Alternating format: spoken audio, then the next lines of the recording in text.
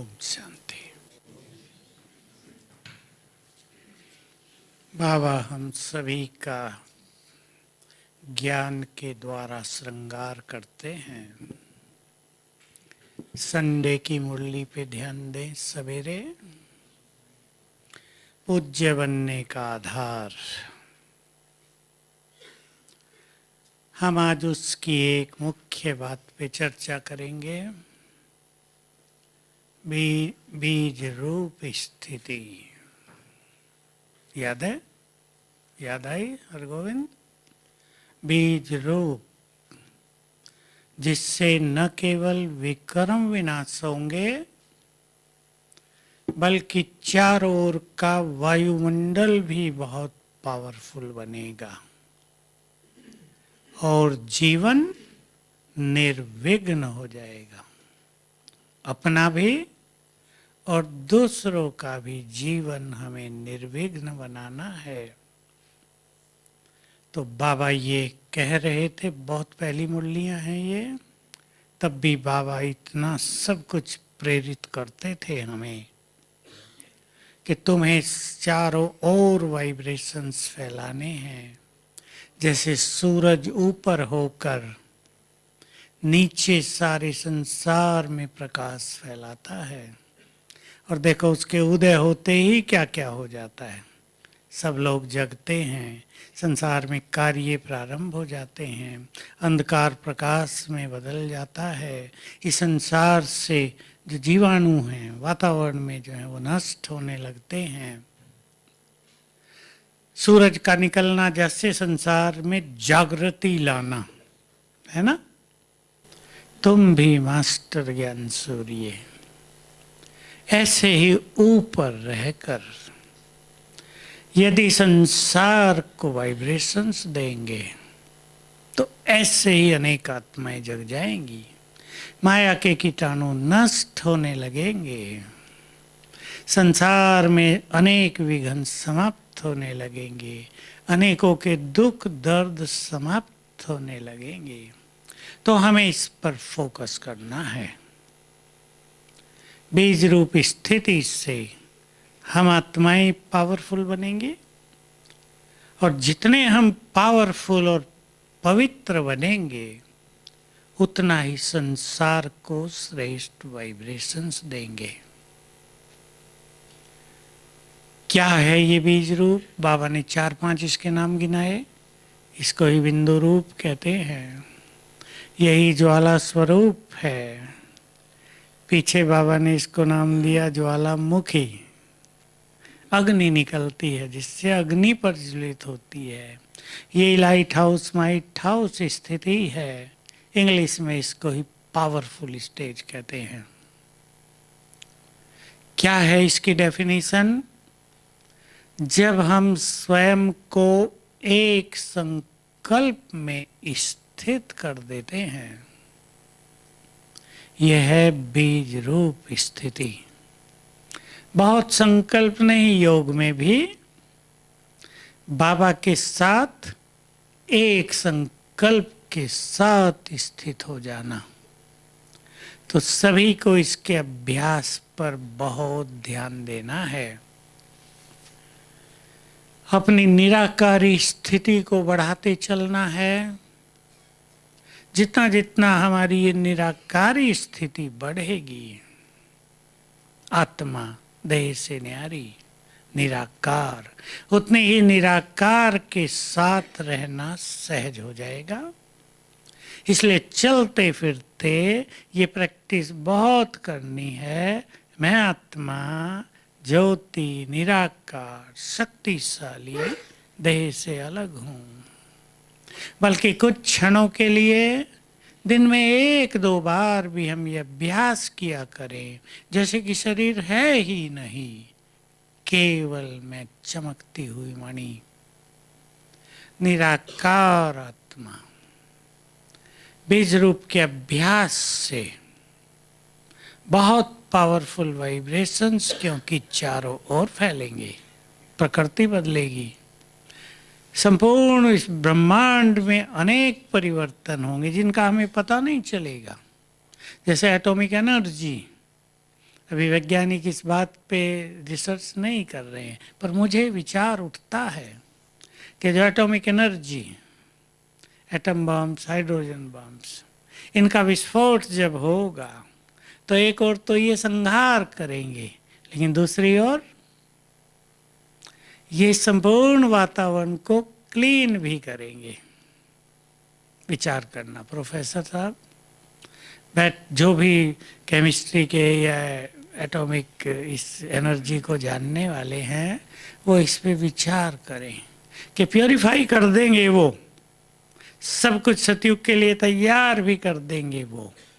तो हर चीज के दो पहलू होंगे, डिस्ट्रक्शन भी और प्योरिफिकेशन भी। तो ऐसे ही हमारा ये योग, पावरफुल योग, आत्मा को प्योरीफाई भी करेगा और संसार में, बोलो, विनाश की ज्वाला भी प्रज्वलित करेगा। ये योग अग्नि से ही होगा। योग के वाइब्रेशंस सबने मुरलियों में सुना है, जो बहुत गहरी बात है। इस रुद्र यज्ञ से विनाश ज्वाला प्रकट होगी। इसको समझना बहुत कठिन है। कई सोचेंगे विनाश यहाँ से शुरू होगा क्या?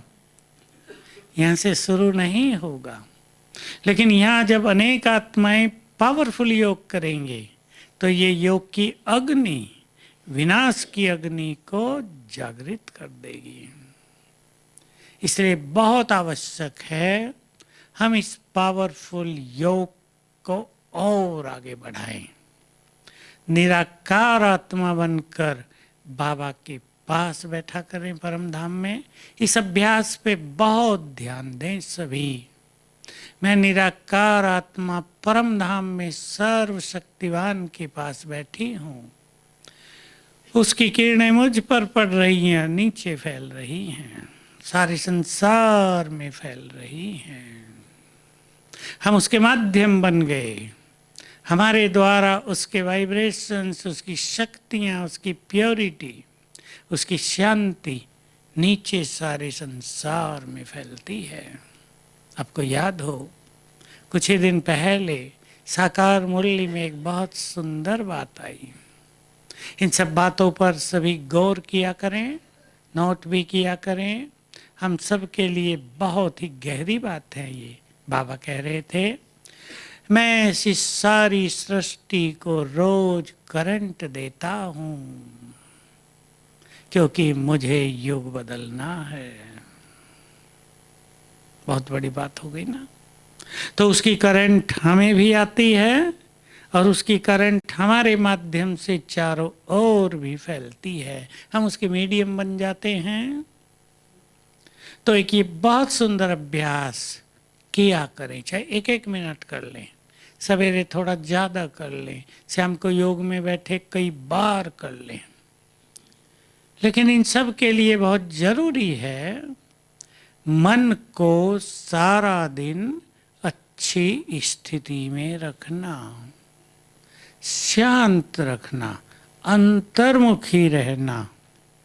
जो बाह्यमुखी हैं उनसे बीज रूप स्थिति का योग नहीं होगा।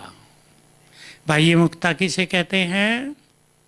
जिन आत्माओं का आकर्षण बाह्य दुनिया की ओर है। केवल बोलना नहीं, केवल ज्यादा बोलने वाले ही बाह्यमुखी नहीं है।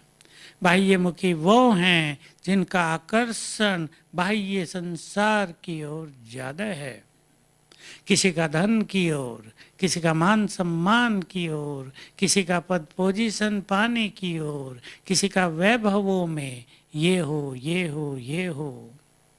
इसको बाह्य मुक्ता कहते हैं। अर्थात कर्मेंद्रियों का आकर्षण आत्मा से हटकर चारों ओर, बाहर की ओर।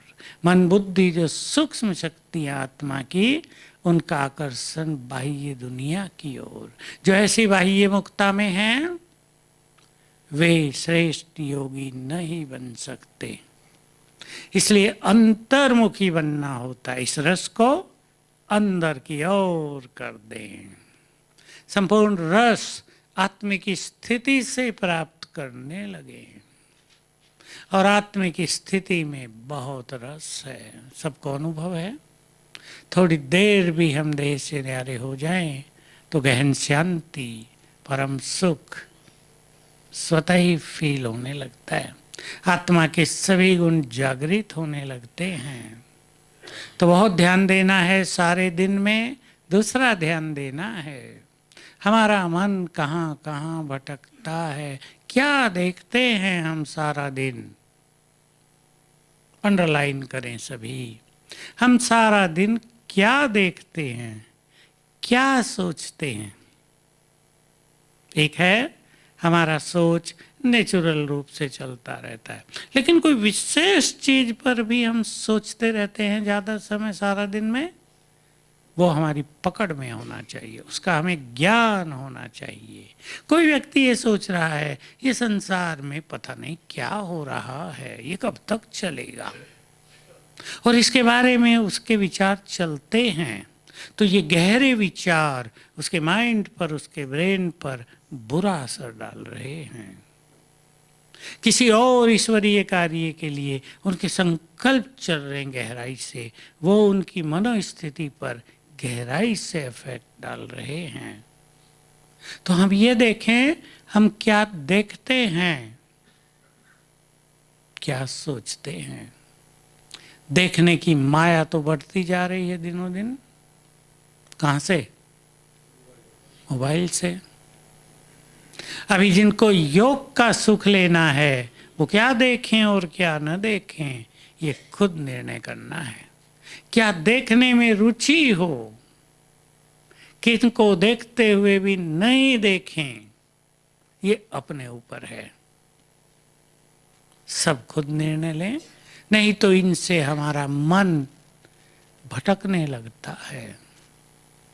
युवकों को तो आजकल के पता नहीं है, ज्ञानी युवकों को भी पता हो, पर जो कलयुग में युवक हैं उनको इस बात का बिल्कुल पता नहीं कि वो अगर लैपटॉप पर और मोबाइल पर ज़्यादा लगे हुए हैं तो उनकी ब्रेन की शक्तियाँ नष्ट हो रही हैं, डैमेज कर रहे हैं वो अपने भविष्य को।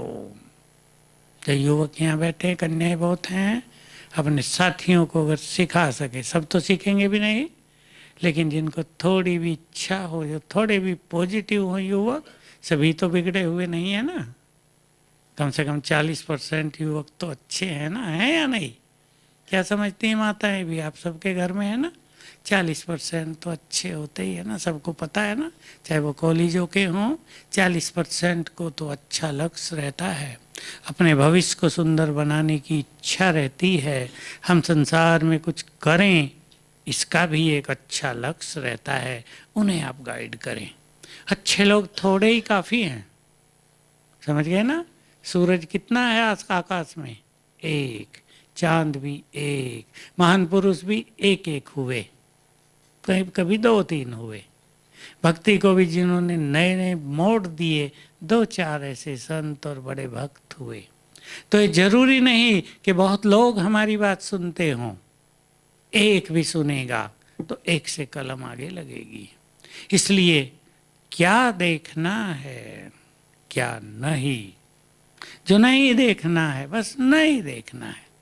जिसको योगी बनना हो और ये बहुत बड़ा सुख लेना हो, वो देखने पर बहुत ध्यान दे। टाइम भी वेस्ट होता है, फिर संकल्प वैसे ही चलते हैं, बुरे सीन बहुत आते हैं, फिर विकृत विचार मन में पैदा होते हैं। सुनना क्या है? बहुत इम्पोर्टेंट चीज। बहुत कुछ सुनेंगे हम, सुनेंगे तो संकल्प चलेंगे। एक ही उदाहरण देता हूँ, बहुत सुंदर सच्चा उदाहरण है, मुझे भी बहुत गहराई से अंदर चला गया है। थोड़े दिन पहले ही किसी ने मुझे सुनाया, बाबा से किसी सीनियर व्यक्ति ने पूछा कि बाबा जो कुछ होता है मेरे से देखा नहीं जाता। बाबा ने तुरंत उत्तर दिया, मैं भी तो देखता हूं, तुम भी साक्षी होकर देखो। क्योंकि संसार में, कोई भी संसार हो, हमारा संसार हो चाहे बाहरी संसार हो, इस संसार में सभी तो वैसा नहीं करेंगे जैसा हम चाहते हैं। सबका पार्ट अपना अपना है, सबका जीवन अपना, सबके विचार संस्कार अपने। सुखी अब वही रहेंगे जो साक्षी होंगे। योगी जिनको बनना हो, बीज रूप के द्वारा इस संसार की बड़ी सेवा करनी हो, वो साक्षी होकर खेल को देखें। मैं श्री कृष्ण की बहुत चीज़ें पढ़ता हूँ। जब मुझे पढ़ने का टाइम हो तो मैं श्री कृष्ण की पढ़ता हूँ। मेरे पास हैं वो बहुत सारी चीज़ें, किसी बहुत अच्छे राइटर का चिंतन है वो, उनके बारे में मुझे बड़ा मजा आता है। साक्षी हैं वो, क्योंकि उनको तो भगवान के रूप में दिखाया ना, भगवान के पाठ को श्री कृष्ण के रूप में चित्रित किया है। साक्षी हैं, जैसे उसे पता है कि यही तो होना है। बहुत अच्छी चीज, उसका एक दिन का चिंतन दिखाया है। जब उसके वापस जाने का समय आ गया है कि मेरा अवतरण हुआ था, कौरव पांडव यादव सभी को समाप्त करने के लिए, अब मेरा काम पूरा हो गया, चलता हूँ। तीनों निकलते हैं द्वारका से, 3 थे उनके साथी। वो 2 को कह देता है मैं जरा घूम के आता हूँ, जंगल था, अब चलो सोमनाथ की तरफ। वहाँ दिखाया वो भी कोई जगह थी तब बनी हुई, और वहीं वो बस एक छोटी सी पहाड़ी पे लेटता है। उसको पता है मेरे जाने का समय आ गया, मेरा काम पूरा हो गया। साक्षी दिखाया गया। अब बाबा को भी ये सब काम करने हैं, गंदगी को भी साफ करना है हर जगह से, किचरे को किचरे के डब्बे में डाल देना है। अब किचरा सड़कों पे फैला रहे तो कैसा लगेगा, समझ गए ना मेरी बात। किचरे को किचरे के डब्बे में डालेगा वो भी, और संसार की सफाई भी कर देनी है, सबको वापस ले जाना है। तो जो अब समय हमें खेल दिखाएगा, उसके लिए नॉलेजफुल बनकर साक्षी होना है। नॉलेजफुल बनकर, जबरदस्ती नहीं, ज्ञान सहित। जो कुछ हो रहा है ये क्यों हो रहा है, अगर हमारे पास क्यों का उत्तर होगा तो अनेक क्यों नहीं उठेंगे, अनेक क्वेश्चन शांत हो जाएंगे। तो हम बीज रूप पर ध्यान दें। बहुत एक सुंदर बात आप आगे की मुरलियों में सुनेंगे। मुझे तो याद थी वो बात जब मैंने अब पढ़ी, अष्टरतन धर्मराज की सजा से पूरी तरह मुक्त रहते हैं। धर्मराज भी उनका सम्मान करता है, वे धर्मराज को टाटा करते हुए जाएंगे। सजाओं से पूरी तरह मुक्त हैं, लेकिन जब वे यहाँ हैं, बहुत सुंदर बात है, ध्यान देंगे। ये सोचने की ज़रूरत नहीं कि मैं अश्रतन हूँ या नहीं हूँ, लेकिन इस चीज़ को हमें अपने जीवन में समाना है। जब वे यहाँ रहेंगे तो संकल्पों की उलझन की सजाओं से भी मुक्त होंगे। क्लियर है ना? संकल्पों की उलझन बहुतों के पास है। एक व्यक्ति है, अपने घर में बैठा है, कोई परेशानी उसको नहीं है, लेकिन सोच सोच कर दुखी है। सजा है ये उसको, अनकंसर्न्ड है वो, उसका किसी को लेना देना नहीं, लेकिन वो सोच रहा है बहुतों के बारे में, ऐसा क्यों कर रहे हैं, इन्हें ऐसा नहीं करना चाहिए, ऐसा करेंगे तो क्या होगा। संकल्पों की सजाओं से मन को मुक्त रखना ये बहुत श्रेष्ठ विवेक है। इसके लिए ड्रामा के संपूर्ण ज्ञान को हम यूज करते रहें। ड्रामा के ज्ञान को यूज करके ही हम अपने चित्त को शांत रख सकेंगे, और तब इस पावरफुल योग का बहुत अच्छा अभ्यास होगा। मैं श्रीमद् भगवत गीता की एक बात आपको सदा ही सुनाया करता हूँ। उसमें है कि जो योगी, जिस योगी के मन में संकल्पों का अभाव है, नो थॉट, व्यर्थ से मुक्त, संकल्प भी थोड़े रह गए, ऐसा योगी इस संसार के लिए बहुत कल्याणकारी है। क्यों? ये क्यों का उत्तर उसमें नहीं है, ये बाबा के ज्ञान से हम जानते हैं।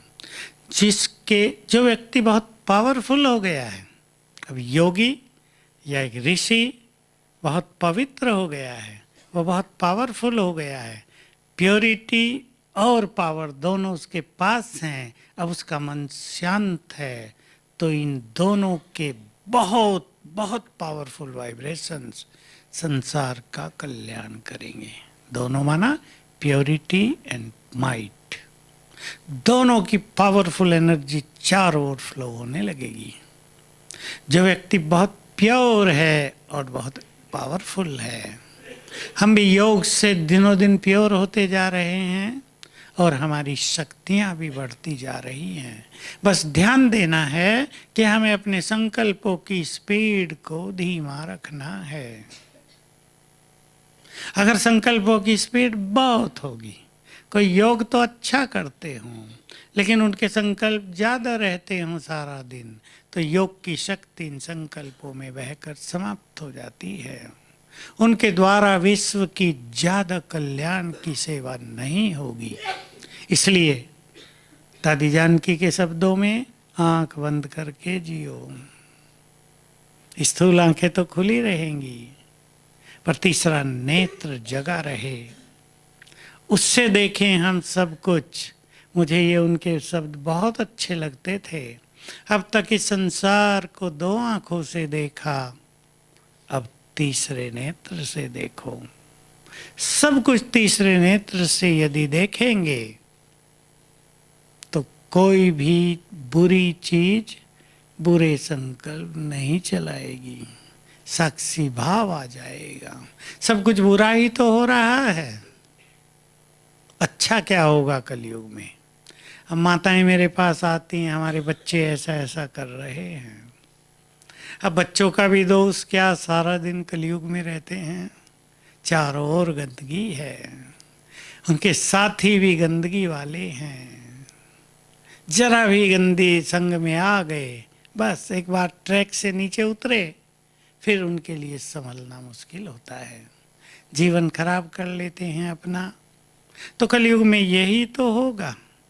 मैं माताओं को सदा एक बात कहता हूँ, माताएं हमेशा ध्यान रखें, अगर अपने बच्चों का कल्याण करना है तो अपना कल्याण करो। अगर आप बच्चों के लिए चिंतित हैं, बच्चे बिगड़ रहे हैं और आपकी स्थिति बिगड़ रही है, तो आप बच्चों को बिगड़ने से नहीं रोक पाएंगे। समझ रही बुद्धिमान माताएं? सिखाओ सबको। और कुछ ऐसी माताएं हैं जो थोड़ा सा डिटैच होकर अपने बच्चों को अच्छे वाइब्रेशंस देती हैं, पवित्र भोजन खिलाती हैं, प्यार से समझाती हैं, समझ जाते हैं तो वो आत्माएं मूल रूप से पवित्र। लेकिन माँ बाप जब अधिकार से सिखाते हैं, वहाँ नहीं जाना है, वो सुनते हुए मन में सोच लेती है वहीं जाऊंगी, क्यों नहीं जाऊंगी, ये कौन होती है मुझे रोकने वाली। अधिकार से ऑर्डर दे के सिखाते हैं ना, ऑर्डर नहीं। बाबा ने विधि सिखाई है, आत्मा देखो उन्हें स्वमान से देखो, ये बहुत अच्छी आत्मा है, बुरे संग में ही तो आ गई है पर है बहुत अच्छी, महान आत्मा है ये भी। फिर स्वमान में स्थित होकर अच्छी बात कहो, सब समझेंगे। तो साक्षी होना, निश्चिंत रहना, जिम्मेदारियों के बोझ से मुक्त रहना, बहुत हल्के स्वयं को रखना और अपने कर्मों को एंजॉय करना बहुत आवश्यक है। जो कर्म क्षेत्र पर हैं उनके लिए ये सीखना बहुत जरूरी है कि कर्म करते हुए हल्के कैसे रहें, हर कर्म को एंजॉय कैसे करें, दूसरों के इफेक्ट से मुक्त कैसे रहें। युवक आते हैं मेरे पास, आज भी आए हैं, अच्छे पढ़े लिखे, बीटेक एमबीए कर लिया, बहुत अच्छी जॉब मिल गई, घर में खुशियां मनाई गई, बहुत अच्छी जॉब मिल गई है। जॉब पर गए तो 12 घंटे ड्यूटी है, किसी की और भी ज़्यादा। 8 बजे चले गए, 9 बजे रात को घर आ रहे हैं, थक कर आ रहे हैं। कहा हमारी ये बच्ची बिना खाए सो जाती है, हमारे घर में सब कुछ है, बहुत पैसा है, अच्छा हमारा काम है, हम इसे ये भी नहीं कह सकते नौकरी छोड़ो, क्योंकि वो क्वालिफाइड है तो वो भी चाहेगी हम कुछ करें। साथ में समस्या बॉस का बुरा व्यवहार, आजकल लड़कियों से थोड़ा गलत व्यवहार भी करते हैं ना लोग, इम्प्योरिटी बहुत बढ़ी हुई है, क्रिमिनलिटी तो अपनी अंतिम चरम सीमा पर है। एक से बहुत बुरा व्यवहार कर रहा था मैनेजर, उसने सीईओ को रिपोर्ट कर दी, उसको निकाल दिया गया। अब जो और साथी हैं वो इसको तंग कर रहे हैं कि मैनेजर को इसके कारण निकाला। अब रिपोर्ट नहीं कर रही थी, ये उसको बहुत समझा रही थी, भाई मैं ब्रह्मा कुमारियों से हूँ, मेरा लाइफ प्योर है, मैं उस मार्ग की नहीं हूँ जिसे तुम समझ रहे हो, ये धंधा छोड़ दो। मान ही नहीं रहा था, रोज गंदे गंदे मैसेज करे, आखिर इसने रिपोर्ट की। अब बेचारी को सबका दबाव सहना पड़ रहा है, पूछ रही थी नौकरी छोड़ूं या क्या करूं, माँ बाप दोनों थे। मैंने कहा नहीं, दूसरी जगह ढूंढो, अप्लाई करो, फिर छोड़ देना, बाकी मिलेंगे सब जगह गंदे ही लोग, या देवता मिलेंगे, बोलो, मिलेंगे गंदे ही लोग। इसलिए गंदगी में अपनी अगरबत्ती जला के रखनी है। ठीक है, कन्याएं बहुत बैठी हैं। अगर स्वयं श्रेष्ठ स्वमान में रहेंगे, मैं महान आत्मा हूँ, इष्ट देवी हूँ, पवित्रता की देवी हूँ, इन सब से महान हूँ, तो आप महान बनते जाएंगे। आपके सुंदर वाइब्रेशंस का फ्लो उन तक जाएगा, उन्हें बदलेगा। क्योंकि बाबा ने ये भी कह दिया है, सूक्ष्म बात, अगर तुम्हें देखकर किसी की बुरी वृत्ति होती है, याद आया किसी को, तो कहीं ना कहीं उसके जिम्मेदार तुम भी हो। सूक्ष्म बात है, सभी से ग्रहण नहीं कर पाएंगे, लेकिन अपने को यदि हम बहुत अच्छे स्वमान में स्थित रखेंगे तो हमारे वाइब्रेशंस दूसरों को जाएंगे। मैंने कराया कईयों से प्रयोग, इंजीनियर, युवक, अब एक साथ कई काम कर रहे हैं, गलत गलत विचारों वाले, गलत गलत वृत्तियों वाले लड़के ही गलत गलत बातें कर रहे हैं, ये परेशान। मैंने इनको सिखाया, रोज जब आप अपनी चेयर पर जाकर बैठो, 1 मिनट अच्छे अभ्यास कर लेना, ये सब बहुत अच्छी आत्माएं हैं, मेरे गुड फ्रेंड हैं, मैं तो परम पवित्र हूँ, ये भी पवित्र हो जाएंगे। 5-7 दिन में ये सब बदल गया, इतने अच्छे वाइब्रेशंस फैले, लोग उसका सम्मान करने लगे और लोग उसके सामने गंदी बातें करते ही नहीं हैं। तो हमारी अपनी श्रेष्ठ स्थिति, हमारे अपने अच्छे वाइब्रेशंस दूसरों को अवश्य बदलते हैं। हम घबराएं नहीं, इरिटेट न हो, नहीं तो क्या हो रहा है युवकों को, लड़कों को भी हो रहा है, लड़कियों को भी। जॉब अच्छी मिल गई, एमबीए भी कर लिया, कईयों ने तो एमटेक एमबीए कर लिया, अब वो उस वातावरण को एकोमोडेट नहीं कर पाते, उसे सहन नहीं कर पाते, तो इफेक्ट आता रहता है इधर, और ये जीवन के लिए बहुत खतरनाक होता है। कई युवक 2-4 साल में डिप्रेशन में चले जाते हैं, न जॉब कर पाते, न जीवन को एंजॉय कर पाते। इन सब चीज़ों को हल करते हुए हमें बहुत हल्के भी रहना है, ऐसे टाइट नहीं होना है, मुझे कोई कुछ बोले नहीं। अब गंदी दुनिया है, बोलेंगे, हमें सोचना ये है, लोग कुछ भी बोलें, मुझे इन सब से अनइफेक्टेड रहना है, बस। आप सेफ रहेंगे, वो अलग चले जाएंगे। इसलिए अपने चारों ओर, विशेष कन्याएं जो जॉब में हैं, कॉलेजों में हैं, अपने चारों ओर रोज एक पावरफुल ऑरा क्रिएट किया करें, पावरफुल प्रभा मंडल। मैं मास्टर सर्वशक्तिवान हूँ, 7 बार करके अपना एक विजन बनाया करें, मेरे चारों ओर शक्तियों का घेरा बन गया है, पावरफुल। इसका बहुत इफेक्ट होगा। बीच बीच में 1-2 बार इसको देख लिया करें, मेरे चारों ओर पावरफुल प्रभा मंडल है। तो हमें बीज रूप का बहुत अच्छा अभ्यास करना है। परम धाम में बाबा के पास बैठना है और कभी ये संभव ना हो, क्योंकि इसके लिए मन की स्थिति बहुत शांत और बहुत निर्मल चाहिए। सदा ये संभव नहीं होगा। 1 सेकंड बैठेंगे फिर वापस अभ्यास करें। मैं आत्मा भ्रकुटी की कुटिया में हूँ, ऊपर से बाबा की किरणें आ रही हैं। जैसे एक फाउंटेन पड़ रहा है हमारे ऊपर, सहज भाव से अभ्यास करें। चलते फिरते कर्मों में अभ्यास करें। ये सोचने की जरूरत नहीं कि सारा टाइम नहीं हो रहा, 10-10 सेकंड कर लें। बहुत अच्छा टाइम हो 1 मिनट कर लें। इससे एनर्जी मिल जाएगी, थकान नहीं होगी। आपको 8 घंटे काम करना है, आपने 8 बार कर लिया 1-1 मिनट, काफ़ी है। आपको लगेगा एनर्जेटिक हो गए हम, सारी थकान हमारी समाप्त हो गई। 2 अभ्यास और, क्योंकि एक ही अभ्यास से मन बोर होगा। तीसरा अभ्यास करेंगे, मैं माइट हाउस मास्टर सर्वशक्तिवान ग्लोब के ऊपर विराजमान हूं और सिर के ऊपर हैं सर्वशक्तिवान छत्र छाया। बस उस छत्र छाया के नीचे बैठे हैं। उसकी किरणें मुझ में भी समा रही हैं, चारों ओर भी फैल रही हैं। बाबा ने इनको नाम दिया है, ये ऐसे है जैसे हर घंटे शक्ति का इंजेक्शन लगा देना, एनर्जेटिक हो जाएगा। तन भी एनर्जेटिक हो जाएगा, मन भी एनर्जेटिक हो जाएगा, मानसिक थकान भी नहीं होगी। चौथा अभ्यास है बहुत सरल, इससे भी सरल, मैं मास्टर ज्ञान सूर्य हूँ।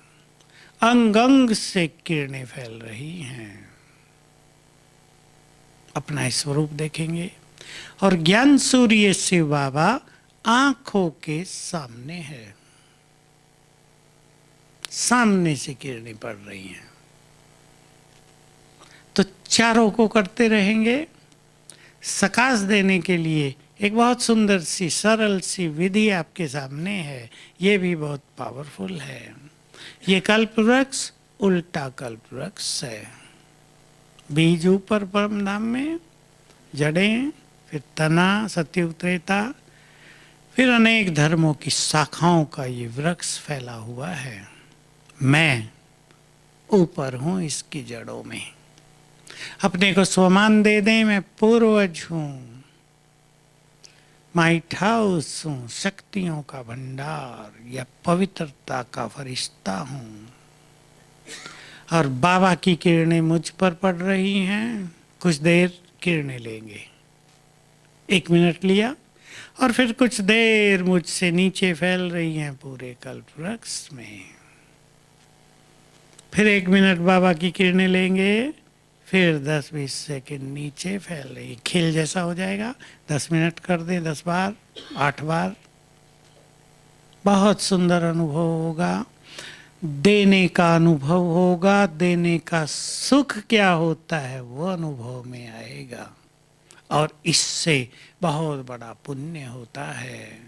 और जब हमारे पुण्य बढ़ जाते हैं तो पाप का भार हल्का हो जाता है। पाप हल्के हो जाएंगे और योग अग्नि में तुरंत जलकर नष्ट हो जाएंगे। दोनों बात समझ गए ना? पाप भारी है तो योग अग्नि कभी कभी उसको जला नहीं पाएगी, लेकिन हमने पाप को पुण्यों के बल से हल्का कर दिया है, थोड़ा सा भी योग लगते ही वो जल के नष्ट हो जाएगा। इसलिए कर्मातीत होने के लिए, जहाँ हमें विकर्मों से मुक्त होना है, वहीं पुण्य कर्मों के भंडार को भी भर देना है। समय पर मनुष्य को उसके पुण्य ही बचाते हैं, कोई साथ नहीं देता, न धन न जन। आगे तो ये रोज अनुभव होंगे। न पद पोजीशन काम आ रही है, न करोड़ों की संपत्ति काम आ रही है, न मित्र संबंधी काम आ रहे हैं। काम आ रहे हैं केवल अपने पुण्य। पुण्यात्माएं सुखी रहेंगी, पापात्माएं पापों का फल भोगेंगी। तो हमें ज्ञान के चिंतन से, योग के बार बार के अभ्यास से, चारों सब्जेक्ट को लेंगे, ज्ञान के चिंतन से सुंदर विचार मन में पैदा होंगे। योग का बार बार अभ्यास करने से योग सहज हो जाएगा। सेवा निष्काम भाव से करेंगे, मैंपन से मुक्त होकर करेंगे, तो सेवा योगी बनने में मददगार हो जाएगी। और सेवा के पीछे यदि कामनाएं रहेंगी तो सेवा का फल कामनाओं को पूर्ण कर देगा, लेकिन बल समाप्त हो जाएगा। क्लियर है ना? हमने सेवा के पीछे कामना रख ली तो सेवा के पुण्य से वो कामना पूर्ण हो जाएगी, लेकिन सेवा का जो बल मिलना चाहिए हमें, वो नहीं प्राप्त होगा। सेवा का बल भी आवश्यक है योगी जीवन बनाने के लिए। धारणाएं, कुछ धारणाओं को सदा साथ लेकर चलेंगे। संतुष्ट आत्मा, जिसको पाना था वो मिल गया, बिल्कुल क्लियर फीलिंग, कहने की बात नहीं, अंदर से आवाज आए। जिसको पाने की इच्छा थी, जिसको देखने की इच्छा थी, वो देख लिया, मन तृप्त हुआ।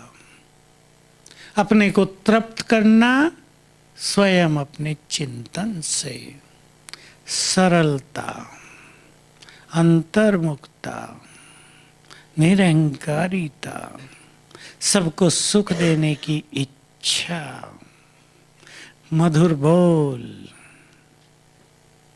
ये सब धारणाएं साथ लेकर चलेंगे। चित्त शांत होने लगे, क्रोध की अग्नि बुझने लगे।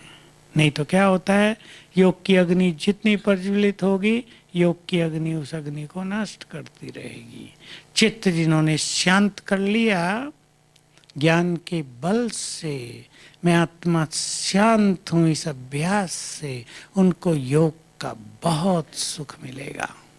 तो सभी अब एक संकल्प से योग करेंगे। समाप्ति वर्ष में हम गुजर रहे हैं।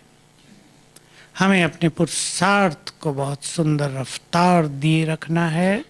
जब हम पुरुषार्थ तेज करना चाहते हैं तो कभी कभी विघ्न भी तेज हो जाते हैं, लेकिन अगर हमारी लगन श्रेष्ठ होगी तो लगन की अग्नि विघ्नों को नष्ट करेगी।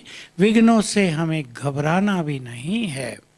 और ये बीज रूप योग एक विशेष संकल्प से भी करना है। सभी भाई बहनें, शांतिवन वाले, बीके कॉलोनी वाले यज्ञ से बहुत प्यार करते हैं। हमारा यज्ञ निर्विघ्न रहे। जो विघ्न डालने की कोशिश कर रहे हैं उनको सद्बुद्धि प्राप्त हो। इस संकल्प से हम ये पावरफुल योग करेंगे तो यज्ञ के चारों ओर एक पावरफुल वाइब्रेशंस की दीवार बन जाएगी, किला। और इस दीवार को कोई भी भेद नहीं पाएगा, चाहे वो सरकार के अधिकारी हों जो थोड़े एंटी होते हैं, उनके चित्त भी शांत हो जाएंगे। तो हमें पावरफुल वाइब्रेशंस चारों ओर फैलाने हैं, क्योंकि ये महान यज्ञ जिससे संसार का परिवर्तन होना है, इसमें भी विघ्न डालने की कोशिश, बाबा ने पहले से ही कह दिया, आसुरी संप्रदाय, लोभी, लालची, स्वार्थी, पैसे की बहुत इच्छा रखने वाले अधिकारी करते रहते हैं। हमें उनको भी श्रेष्ठ भावनाएं देनी हैं, उनका भी कल्याण हो, उनकी ये दुर्बुद्धि सद्बुद्धि में परिवर्तित हो जाए, तो हमारे योग के वाइब्रेशंस ये काम करते ही रहेंगे। सबको अपने योग के 10 मिनट इस कार्य में रोज लगाने ही हैं। बाबा का यज्ञ, जो हमारा यज्ञ है, वो संपूर्ण रूप से निर्विघ्न रहे। तैयार है सभी इसके लिए?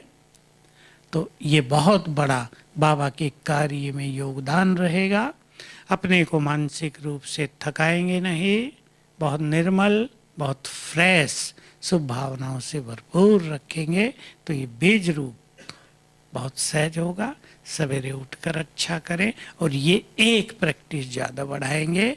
मैं आत्मा, अब आत्मा नहीं केवल मास्टर सर्वशक्तिवान आत्मा, या मास्टर ज्ञान सूर्य आत्मा, या पवित्रता के तेज से भरपूर आत्मा परम धाम में बाबा के साथ हूँ। उसकी किरणें मुझ पर पड़कर नीचे सारे संसार में फैल रही हैं। चले अब इसी अभ्यास में। ओम शांति।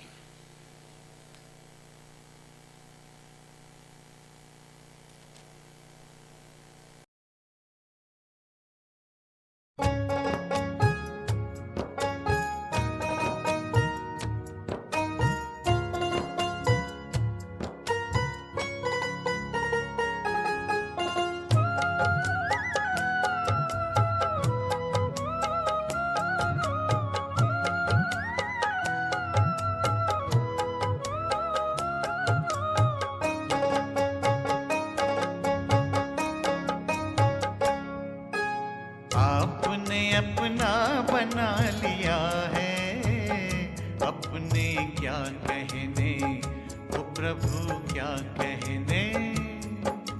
दिल में फूलों सा सजा लिया है, अपने क्या कहने, ओ प्रभु क्या कहने।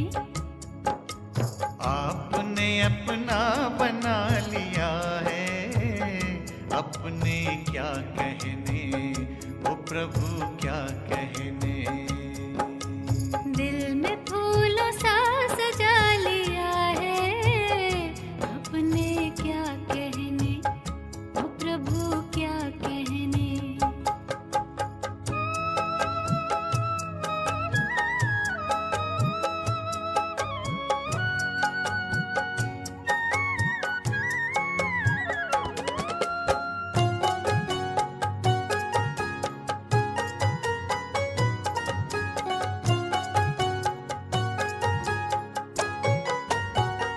हमने सोचा न था कि वो दिन भी आएंगे, हमने सोचा न था कि वो दिन भी आएंगे। राह चलते हमें भगवान यूं मिल जाएंगे, राह चलते हमें भगवान यूं मिल जाएंगे।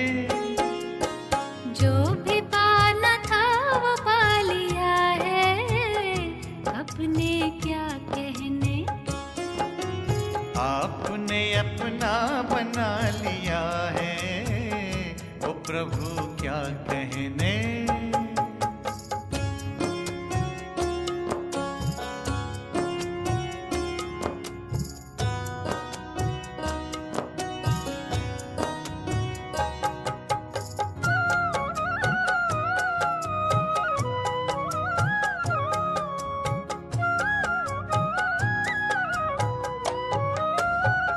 जिसको कहते थे कि वो तो अगम अगोचर है, जिसको कहते थे कि वो तो अगम अगोचर है। सुना रहा है वो मुरली मधुर मनोहर है, सुना रहा है वो मुरली मधुर मनोहर है।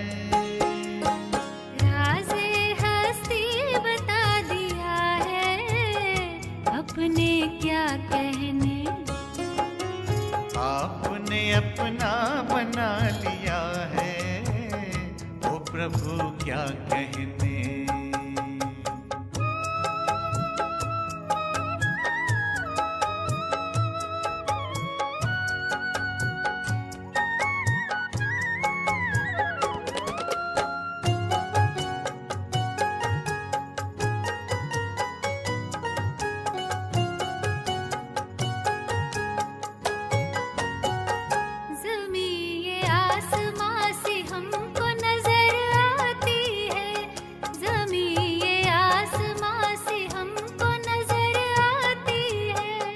जिंदगी मेरे संग संग गुनगुनाती है, जिंदगी मेरे संग संग गुनगुनाती है।